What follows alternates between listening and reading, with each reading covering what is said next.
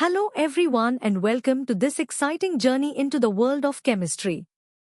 Today, we are diving deep into exploring mixtures and their separation, focusing on some fascinating methods: evaporation, centrifugation, separating funnel, and sublimation. Have you ever wondered how we get pure salt from seawater, or how blood components are separated? We'll uncover these secrets. This session is designed for all levels, from beginners to advanced learners. Get ready to explore the science behind unmixing everyday things. Ready to discover some simple yet powerful ways to separate mixtures? Let's start with the basics. Our first method is evaporation. Imagine a puddle drying up in the sun. That's evaporation. In chemistry, we use it to separate a dissolved solid from a liquid.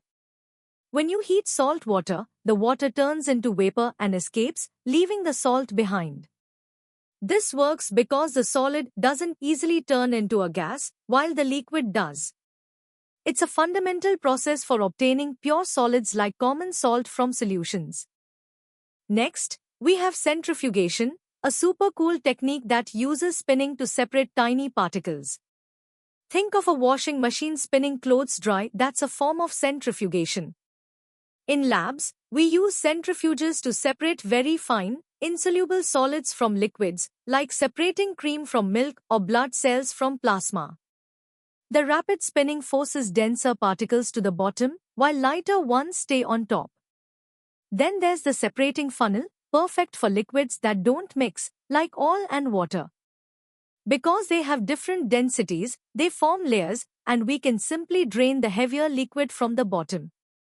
Finally, sublimation is a unique method where a solid turns directly into a gas without melting first, then turns back into a solid. This is useful for separating substances like camphor or ammonium chloride from other solids, as they sublime readily when heated. Now, let's test your understanding with a few quick questions. Think about which method best suits each scenario. Which technique would you use to get pure salt from seawater? Why do oil and water separate in a funnel? And can you name two substances that directly turn from solid to gas when heated? Take a moment to ponder these. Great job with the basics. Now, let's delve a little deeper into the why and how of these separation methods. Let's revisit evaporation. Its principle relies on the significant difference in boiling points between the solvent and the dissolved solid. When heated, the solvent gains enough energy to overcome intermolecular forces and vaporize, leaving the non-volatile solute behind. Factors like temperature, surface area, and air movement can speed up this process. It's widely used in industries for obtaining common salt from seawater or even concentrating fruit juices. However, remember, it's not ideal if you need to recover the liquid or if the solid might decompose upon heating. Moving on to centrifugation, it's all about the force. This method is based on the principle of sedimentation, but greatly accelerated by centrifugal force. When a mixture is spun rapidly, denser particles are pushed outwards to the bottom of the tube, while lighter components remain closer to the center. This outward force is proportional to the mass of the particle and the speed of rotation. This technique is indispensable in diagnostic labs for blood and urine analysis, in dairies for separating cream from milk, and even in your washing machine to wring water out of clothes. The separating funnel is a brilliant tool for immiscible liquids. Its principle hinges on the fact that two liquids that don't mix will form distinct layers if they have different densities. The denser liquid sinks to the bottom, and the less dense one floats on top. The procedure involves simply pouring the mixture into the funnel, letting it settle, and then carefully draining the bottom layer using the stopcock. This method is crucial in separating oil from water or kerosene from water and is extensively used in chemical extractions to purify compounds. Finally, let's explore sublimation in more detail. This fascinating process involves a solid changing directly into a gas and then back into a solid, without ever becoming a liquid. This happens when the substance's vapor pressure is high enough at temperatures below its melting point. Common examples include ammonium chloride, camphor, naphthalene, and iodine. To separate a sublimable solid from a non-sublimable one, you gently heat the mixture. The sublimable component turns into vapor, which then resolidifies on a cooler surface, leaving the non-sublimable part behind. It's a very effective purification method for specific compounds. Ready for a deeper dive?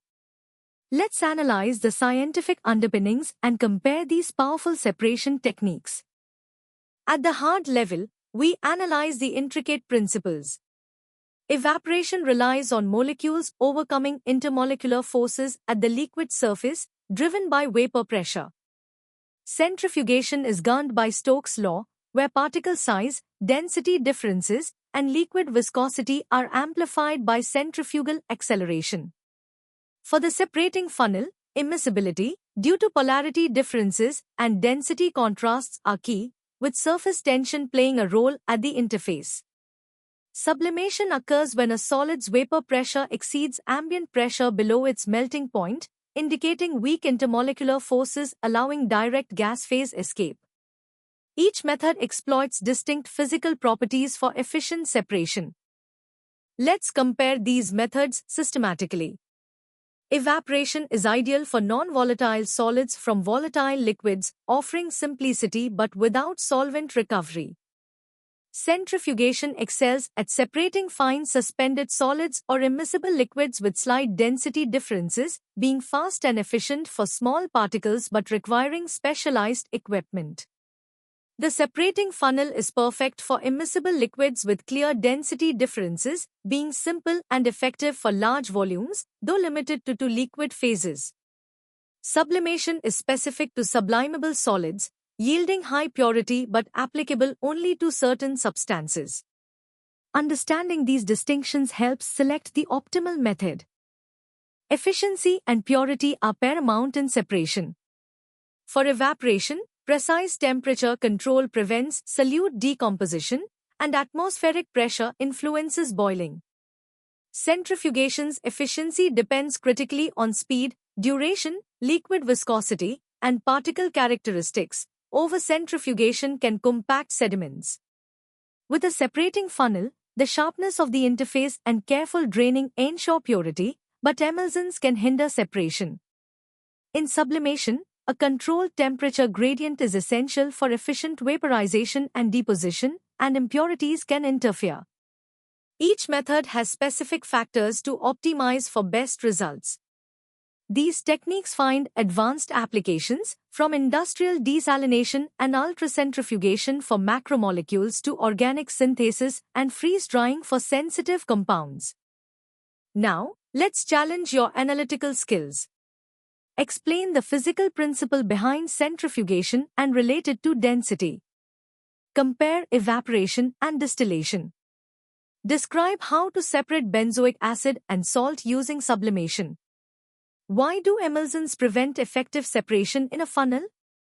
How does vapor pressure determine sublimation? Would you filter or centrifuge clay from water? And what are the main limitations of evaporation if the liquid is also valuable? Think critically and provide comprehensive answers.